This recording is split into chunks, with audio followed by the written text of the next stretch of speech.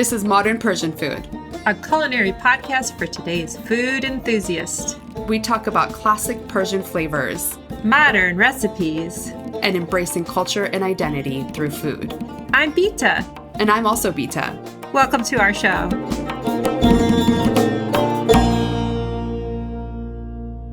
Hello. Welcome everybody to episode 162 of the Modern Persian Food Podcast.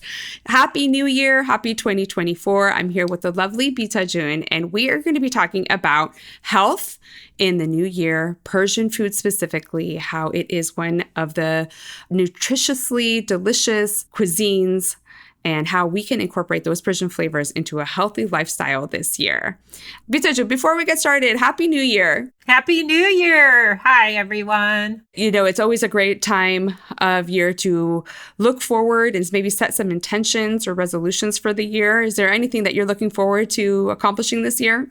Yeah, we do make goals, the resolutions or intentions. I think what the challenge is making them stick, right? So how do you make your resolutions stick? And I think that has to do with actually like changing behaviors around it. So for me and my personal resolution, I think I'm really going to try to make an effort to give the people I'm with my undivided attention. And that means like put away the devices or the book or the thing and just kind of clear the mind and be present with the ones I'm with. Just realizing my mom is getting older. My in-laws are getting older. Even my girls are getting older to the point that they're going to leave us and go start their own wonderful lives, hopefully. Yeah. And so, you know, every day's a gift. So I think that's my biggest one. But beyond that, I've got some exciting opportunities to get nationally board certified in health and wellness as a nutritionist. And so I think I'm going to take the plunge with that. It's been on the back burner for a while, but there's an opportunity that I think I can't pass up. And then lastly, just around, you know, what we're doing with this podcast. It's a lot of work, but I'm really excited with our new format in going monthly. We're able to really give it the attention and make it even better with each one getting our full attention. And so I'm really excited for some of the content that we have planned and the events and in-person things that we have going this year. How about for you? Great. Yeah. Thank you so much for sharing that. Yeah, for me too, being present, I think that's a focus that I tried to take, that I recognized that I needed to take a little bit more this year. So I'm just going to try to fine tune that and really being present in whatever it is that I'm doing with my family, with the podcast, with different areas of my life to really kind of just be there and take it all in, which I'm excited about. I think that really leads to holding myself accountable to that and making sure that I hold myself to the standards that I set for myself. And hopefully I can be successful doing that. And also health in general. I think that over the last few years, realizing that health definitely needs my attention as well. So I'm going to be working on building some bone density here. And as always, trying to drink more water. So those are definitely on my list. In terms of the podcast, yes, I'm enjoying the new format too, really being able to focus more on the content that we're doing, sharing what we have on social media, and hopefully having a stronger product for our listeners to enjoy. And in that spirit, we are actually looking for an intern or someone who's interested in the Persian culture and in Persian food to help us spread news about the podcast and help us with some tasks that we have. So if you or someone that you know is interested, please definitely let us know. We would love to bring someone on the team who shares the same passion as we do. Yeah, exactly. So with keeping in mind that we want to put our best effort into bringing you the content, some of the back end things that are super important to our growth, we would like to work with an intern. So if you have a cousin, a daughter, a friend, a college student, maybe even a really savvy high school student who has a similar passion towards the Persian culture, we would love to speak to that person. So without any further ado, let's get into it. Persian food is so nutritious inherently.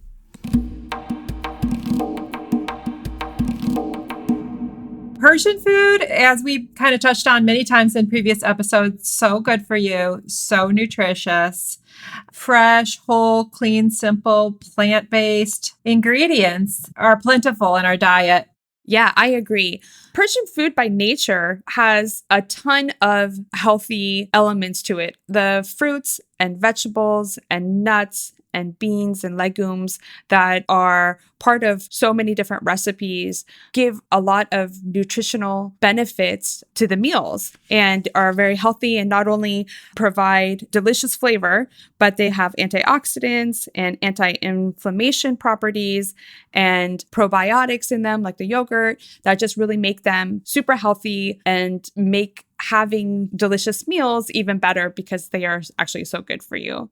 Yeah, exactly. So we're probably all ready to kind of detox from possible overindulgences, including maybe some spirits or alcohol, maybe too many cookies. I know I've been munching on cookies and baking a lot, and I'm ready to go clean. So a lot of times this time of year, I start having a green smoothie every day just to kind of get myself in that element. But you're right. In Persian food, naturally, the khoresh has a lot of herbs and vegetables. It's very plant and vegetable heavy and so healthy in nature. If it doesn't come in a box or a bag, it's probably from a tree, a branch, or from the ground and good for you. That's what we mean by plant-based, highly nutritional. And if it's from a box or a bag, there's probably a really long ingredients list. Yeah. So the fewer ingredients, the better it is for you, which hence, if you're creating it yourself, you know what you're putting in it. Yeah. And so we are encouraging you take some experiments in the kitchen, start cooking for yourself and trying some Persian dishes. Yeah, and the khoresh that you were talking about, the foundation of khoresh is pretty much vegetable based. So you start off with onions and you have a ton of different, depending on what the khoresh is, vegetables. The eggplant khoresh, the khoresh the badamjun, is all eggplant with tomatoes and onions. And you can actually sub in zucchini if you would like in that dish. Or the different khoresh like sabzi is all the bunch of different kinds of herbs. And it has kidney beans and lemons in there. And the foundation of the vegetables is great, but we've talked about adding meats. There's a lot of variation that you can do. Put whatever type of meat that you feel like using. You know, if you want to use red meat, that's totally fine. If you want to sub in some poultry or just make it vegan, you can totally do that with the Persian recipes because they are starting off with that vegetable foundation. You know, when we talk about dairy in Persian food too, there's yogurt, which plays a big role in the salads like masto khiyar or masto misir, or just having plain yogurt on the side with so many different meals. But there isn't such a strong call for dairy in Persian cuisine for people who want to stay away from that. If we want to talk about rice too, that is naturally gluten-free for people who have those kinds of restrictions. Yeah, in terms of heart health, Persian food is similar. It's not technically in the quote unquote Mediterranean diet, but it has a lot of similarities to Mediterranean food and is good for you and good for your heart in those senses. Like you said, the dairy that we have, it's not really like fatty cheeses. Feta is not a fatty cheese. Yogurt has a lot of health benefits.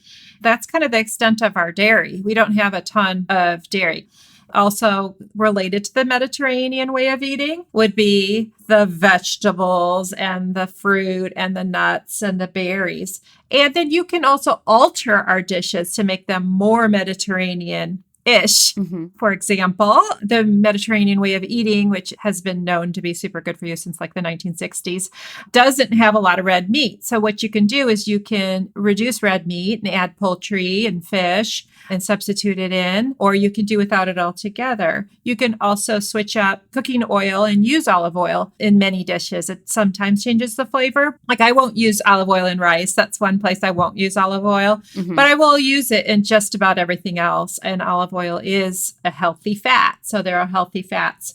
By nature, the other thing related to Mediterranean way of eating would be spices. So to add flavor with spices versus adding flavor with adding fat or fatty meats or oil or sugar, enhancing a dish by delicious aromatic spices is a really healthy way of boosting that dish and still having it be delicious and really, really good for you. Yep, absolutely. The Persian cuisine and culture often chooses fruit for dessert, and fresh fruits are a big part of the whole day. I know I put a ton in my morning oatmeal, and we try to have fruit after dinner. In my daily coaching practice, I'm encouraging adding fresh fruits, adding fresh vegetables, trying something new versus taking away. So we don't really want to use the word diet. Diet's definition is to restrict yourself. Instead of restricting yourself, we want to add plentiful, beautiful, flavorful foods. Having fruit available throughout the day is definitely part of Persian culture. Yeah. And then a lot of our dishes have beans and legumes, so nutritious, healthy fibers, vitamins, minerals. They fill you up. Ancient grains, many of them which are naturally gluten-free. And again, switching up how you prepare things. For example, the eggplant that you talked about, that doesn't have to be deep fried, that could be baked and still be creating that traditional recipe with the good flavors, but taking out some of the oils. Yeah, exactly. Another substitute to cut down on some oil, like when we make kuku sabzi, the herb frittata, there's some recipes I've seen that actually call for a ton of eggs in there. I usually make my one pan frittata with just 4 eggs. So you can kind of experiment with what works best. But traditionally, that dish is fried in a pan with a bunch of oil. And once you flip it, you have to actually use more oil. But I love actually baking it. And you can bake it in little like cupcake molds, and you can actually do like a spray oil. Or if you did want to put it in a pan, you can also just line the pan with parchment paper. And that really cuts down on how much oil you need to use. So there's different alternatives to just make it a little healthier. So you're not using so much oil, you're not using so many eggs, to still get that great flavor and get all the nutrition that comes in those dishes in a simple way. Yeah. Baking is a great way to cut down on oil. Good idea. Yeah, absolutely.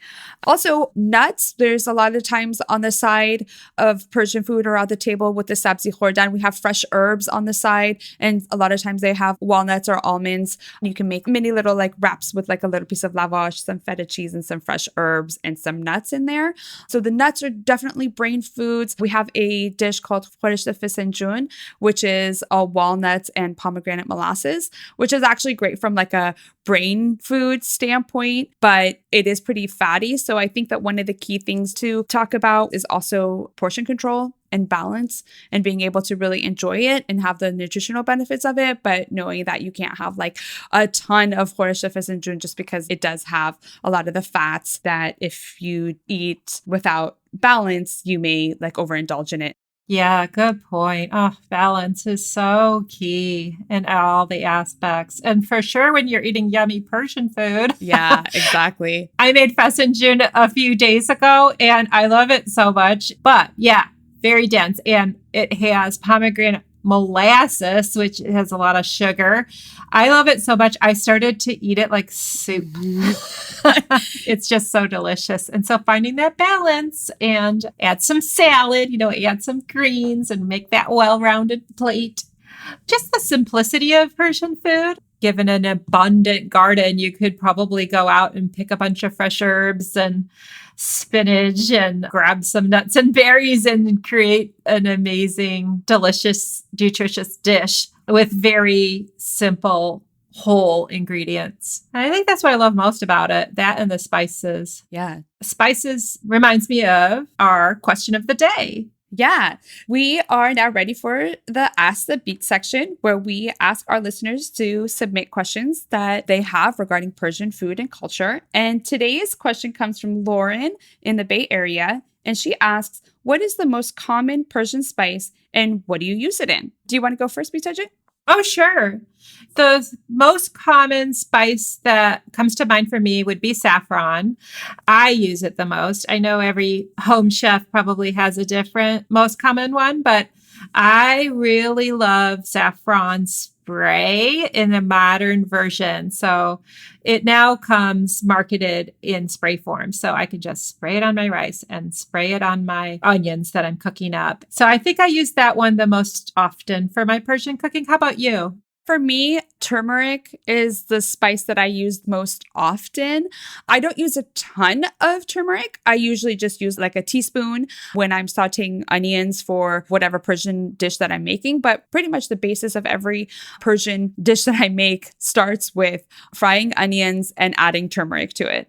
And as I've mentioned numerous times before, I love having turmeric in some hot water with a little bit of black pepper every morning to start my day and giving me the anti-inflammation and just protecting my body. And I've been doing that maybe for 8 to 10 months. So it's kind of like a newer thing that I've been doing, but I actually really enjoy it. And it's a nice little ritual for me to start my day. But saffron is great too. I haven't gotten into the saffron spray as much, primarily because I don't have it.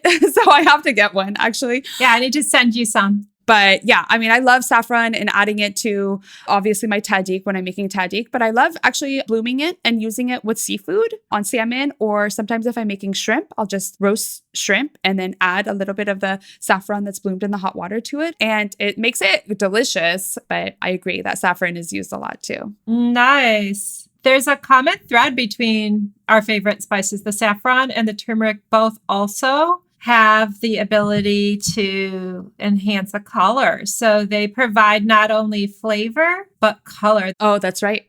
I'd say saffron gives a little bit more of a reddish orange, where turmeric gives more of a yellow, but they also color the food, which is cool. Saffron's like a little bit of a sweeter flavor to me, whereas turmeric can sometimes have a bite, like you said, if you put too much. Yeah. But sometimes I'll use both.